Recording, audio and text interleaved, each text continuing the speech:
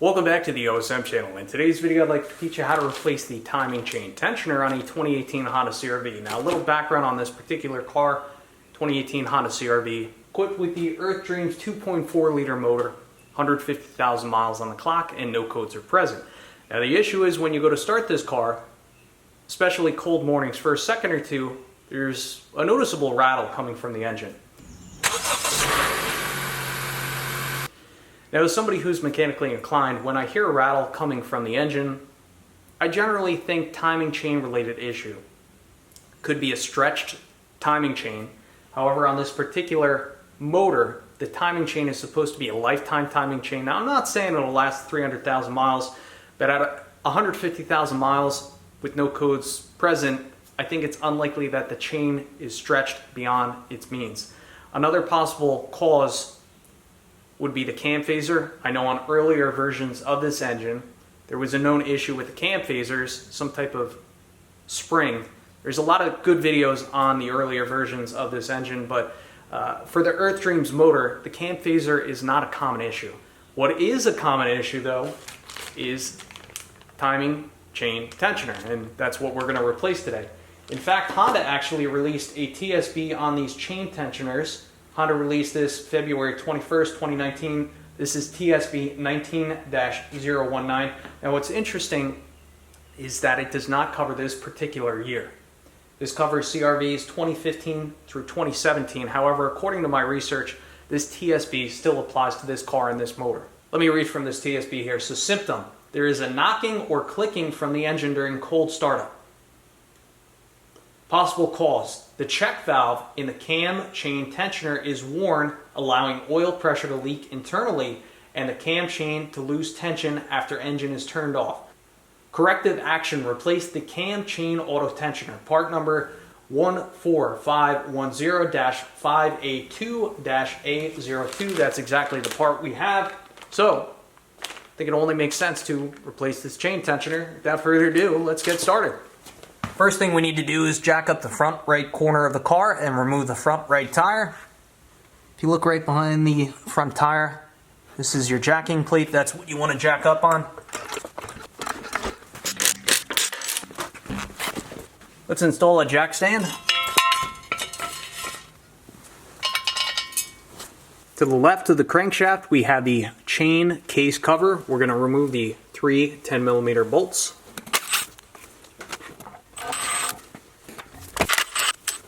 Next, we need to gently pry off this cover.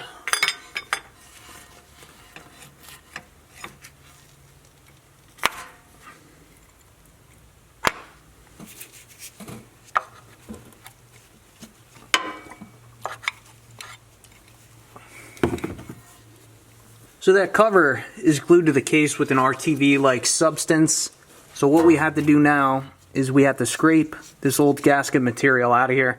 I'm going to try shoving a paper towel kind of over the tensioner to prevent debris from getting in the hole.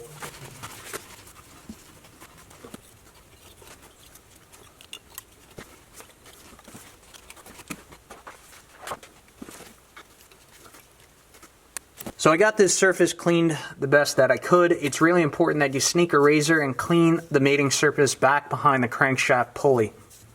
Got to sneak a razor way back in there. But what we need to do now is we need to compress the chain tensioner. And if you take a look at the tensioner, see this tab? This is our compression lock, I'm going to call it. So what we're going to have to do, we're going to have to put, I believe, a 19mm socket on the crankshaft, and we're going to spin the crankshaft manually counterclockwise until this crankshaft lock tab lines up with the hole in the tensioner itself. And then we will install a pin. So we're going to do that right now. 19mm socket on the crankshaft bolt. Go counterclockwise and take a look at that compression lock tab. See how it's going back and now it's lined up with that hole right there? So I'm going to grab a tack, insert it through the hole, and now the instructions state that we should spin the crankshaft clockwise now. We just went counterclockwise. We're going to go clockwise 90 degrees. So I'm going to put a little mark on the crankshaft We're going to spin the crankshaft clockwise until that gets to, what's that, the 9 o'clock position there? So here we go. Clockwise. See that pin just caught the locking tab. And there we are. Spun the crankshaft 90 degrees.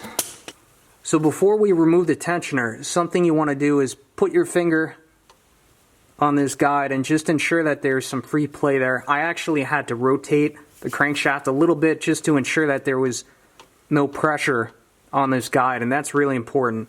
If you don't have any movement on that guide, you need to rotate your crankshaft a little bit to ensure you have that play. Perhaps your pin isn't set properly, but I'm confident now that it is safe to remove the chain tensioner. Now, really important, when we remove the chain tensioner, we do not want to drop anything in the case here. That would be a bit of a nightmare, because I think then we would have to drop the pan, the oil pan, which we do not want to do. So I have a magnetic 10mm socket, and we're going to remove these two 10mm bolts.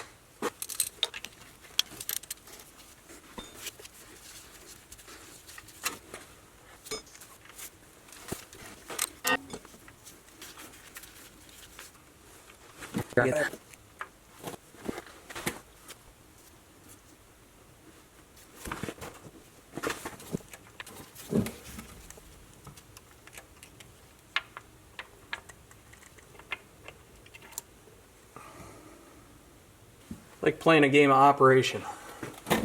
So here's the old tensioner. And there's actually a screen on here. So what we want to do is remove this screen and clean it.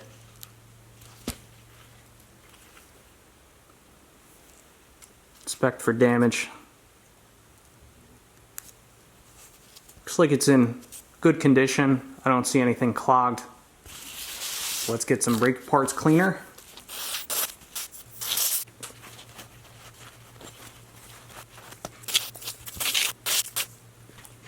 So a small mistake I made.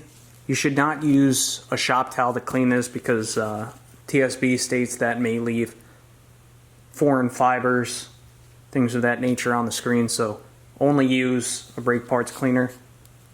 So I just sprayed it off real good. I don't see anything on it, so we'll install it on the new chain tensioner.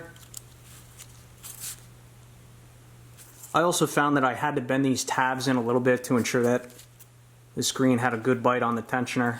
You just want to ensure that this doesn't fall off after you install it in the case. It's a little bit loose, but don't want to go too far, you know.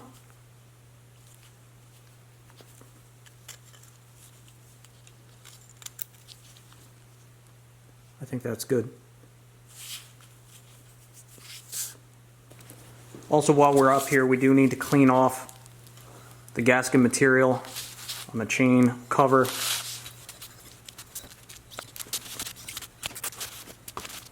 Okay, it's time to install the new chain tensioner. Again, you just want to ensure that you have that spring on there. I guess I'll kind of fish it in.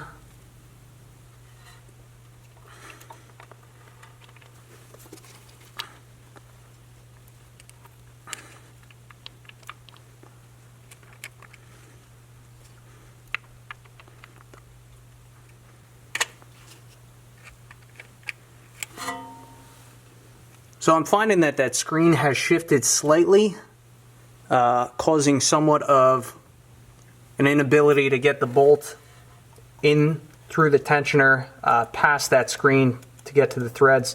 So I'm just using this dental pick to kind of shift things around. I think once we get one bolt hole lined up and set properly, the other one should go in with relative ease. I am using Loctite on these bolts. It doesn't say to in the instructions, but I felt like might as well. Blue Loctite. See if we can get that one to start. Having a little bit of trouble here. We'll get it.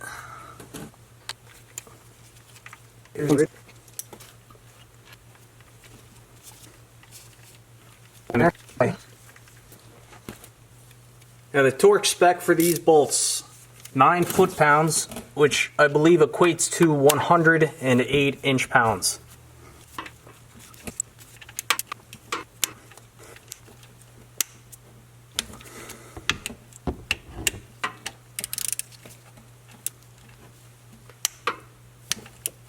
All right, those are torqued. It is now time to remove this retention pin.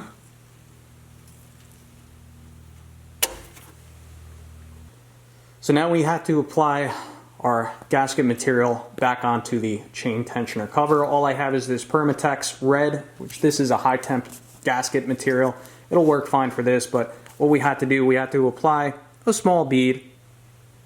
We're going to install the cover, tighten the bolts finger tight, then we have to wait an hour, and then we can torque those bolts down to their final specification, which is, again, I think 9 foot-pounds.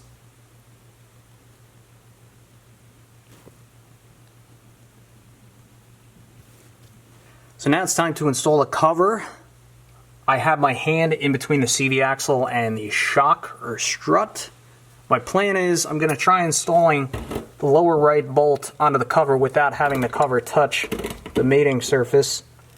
And then we can rotate it up in a position and get it to its final position.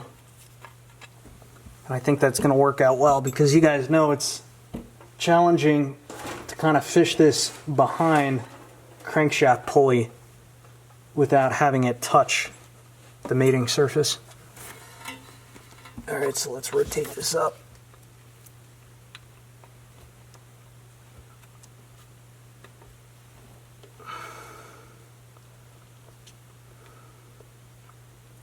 That should line up right there.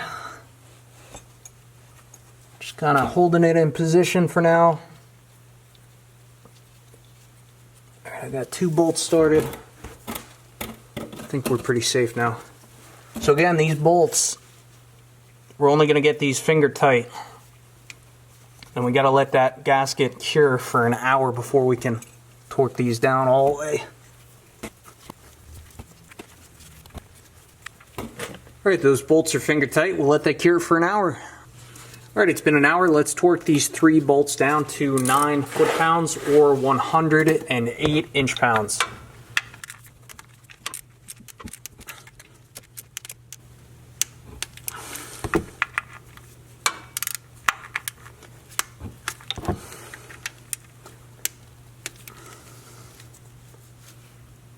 Beauty. Now we can reinstall our splash shield.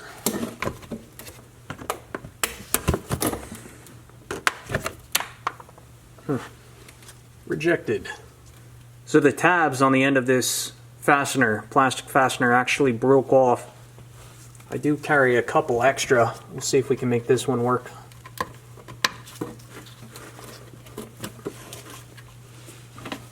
Little tap.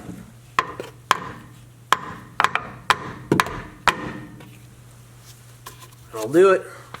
Jack stand can come out. Reinstall the wheel. Pull the car back down gently.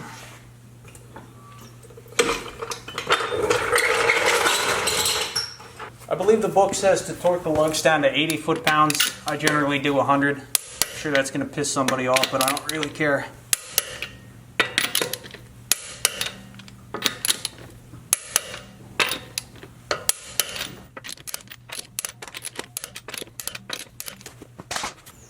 Now when you start your car the first time after replacing that tensioner, it's normal for the car to rattle for a moment, which I don't really like, and I'm actually going to do something different. But the reason the car is going to rattle is because that chain tensioner is tensioned via oil. And because we just removed the old tensioner, it's going to take a second for oil pressure to build back up. So something you can do, if you don't want to experience that rattle, is go into the fuse box and pull the ignition fuse. Alright, so I'm going to pull fuse 15 here, 15 amp fuse for the ignition coils. Then I'm going to go inside the car and I'm going to turn the key and we're going to cycle the engine several times to rebuild oil pressure without actually firing the engine. This is something I also like to do after I do oil changes on this car to prevent dry starts. It might throw an engine code, but that code will clear after you drive the car 2 or 3 miles down the road. I think it's better to pull a fuse, rebuild oil pressure, as opposed to having a potential dry start.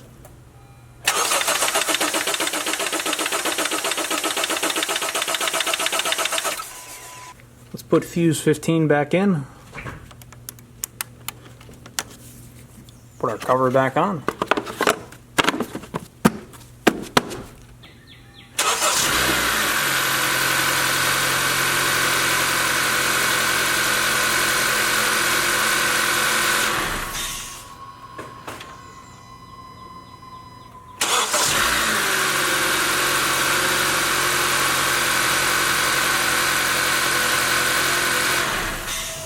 And I think that was the right move.